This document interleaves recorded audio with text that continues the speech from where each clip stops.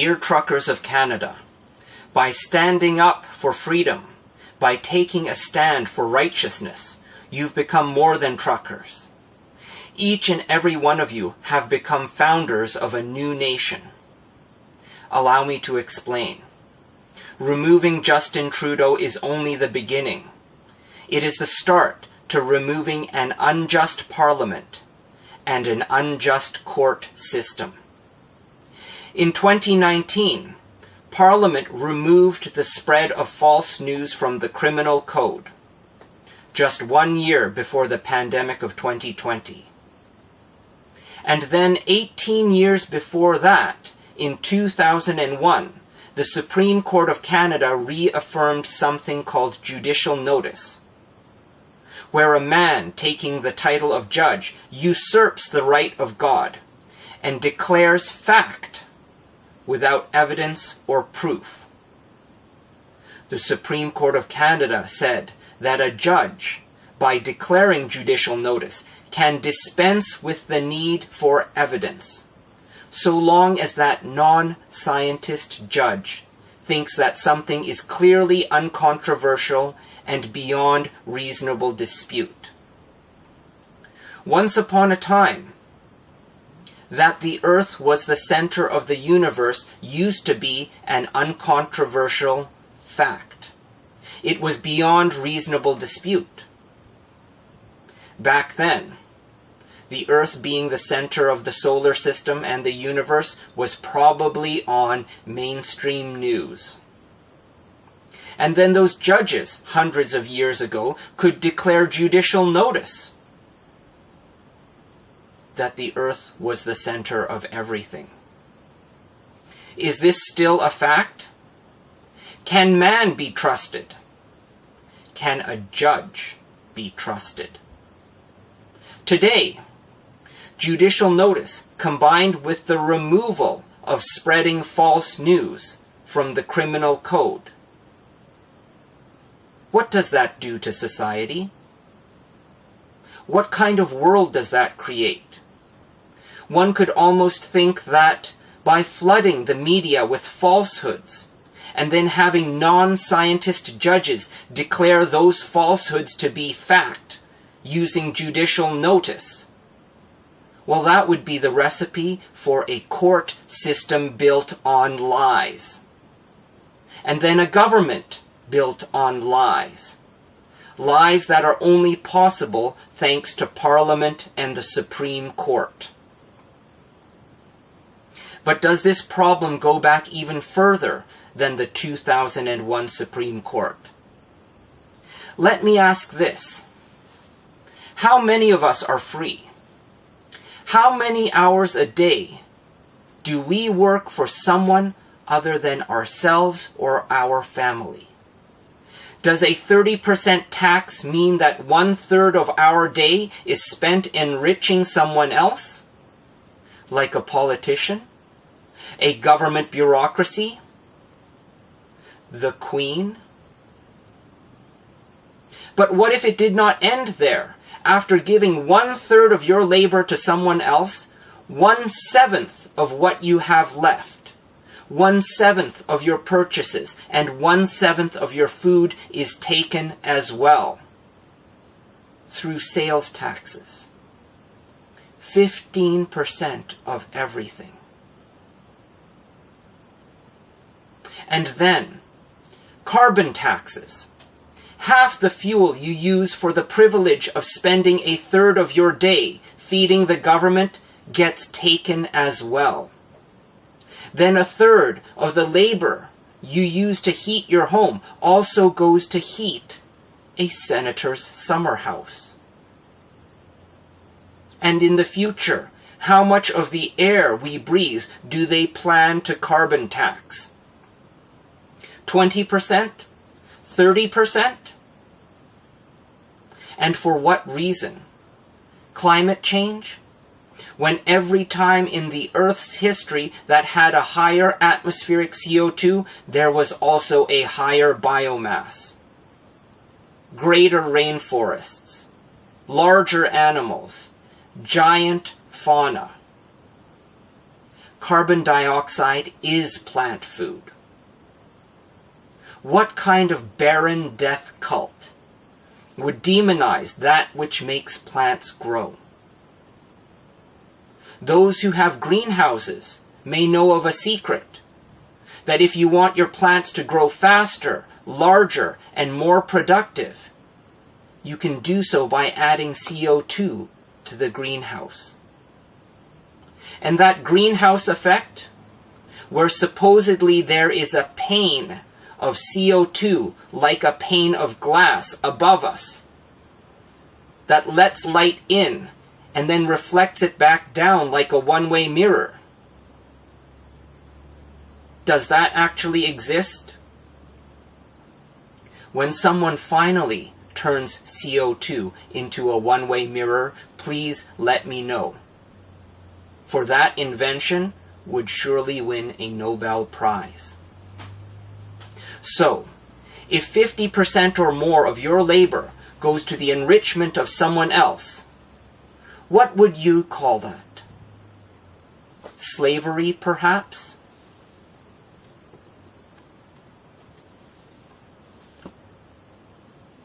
How did we get here? Have we been deceived? And what are the foundations of this deception? Could we have been cheated starting from the very ground we stand upon? When you want some land to grow food and raise your family, what do? Do you buy land? Do you pay money for land so that you may work and raise your family? Do you enslave yourself to a mortgage? And who are you paying? Do you think the Creator wants your money? Do you think Mother Earth wants your mortgage? Does the universe want your debt? Or is it someone else on the other side of an ocean who wants your money? Does she take your money for something she got for free 250 years ago? And then in her greed, she makes you pay taxes for having that land, living on that land, and keeping that land for your children. That is the profane foundation upon which today, this day, was built. Built by a greed that is unsatisfied by your money, ungrateful for your labor. And now, it wants the very body that your soul lives in. It wants to dictate what you are allowed to put into that vessel that was given to you by the Creator. This greed wants to dictate how much you are allowed to live. It wants to monitor and tax your every breath. Have you ever read the patent about turning your body's activity into a cryptocurrency? They already want to turn you into money, disposable money. And what of those machines, those manacles some of us wear on our wrists? You know, those armbands that measure your heartbeat, how often you turn over in your sleep, and how much oxygen you consume. What do you think is the long-term plan for those shackles? Today it's injections, tomorrow food, and the day after tomorrow, slavery. The media already demonizes food. What you're eating has a carbon footprint. You have to pay carbon taxes for eating. They want you to pay a carbon tax for the privilege of living. Does the Creator collect taxes? Does Mother Earth take away from your table? Or does the Creator give? Does Mother Earth feed? And like any parent, happiness, enlightenment, and gratitude is all that is asked for in return. Such is a world founded upon love. Such is the foundation that the Creator and the earth want us to build upon. But beware of the merchants of greed. They will come to you with bribes. They will give one group favors, promises, agreements, and then none to another. Do this, they will say, and in exchange we will give you something that the others won't have. That is how the merchants of greed work. That is how they divide us. That is how they corrupt everyone they touch. There are no others. It is us. Only us. The merchants of greed are well dressed. They carry titles of power. And they also hold implements of violence. But fear not, they are weak. For if they cannot divide us into others, we win. We become the founders of a new nation. For example, when you attend a courtroom to discuss a bill of exchange, otherwise known as a violation ticket, for some alleged infraction, when you attend a courtroom for an unlawful theft of your property or your freedom by a merchant of greed, when you attend a courtroom either in person, in camera, or by phone, ask this: does the judge stand under the highest authority?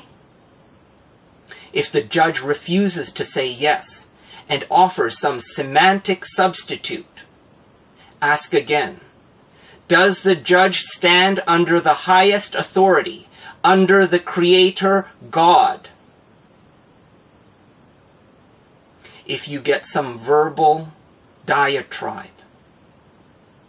that does not contain the answer yes, ask again a third time: does the judge stand under the highest authority, under the Creator, under the laws common to all women and men?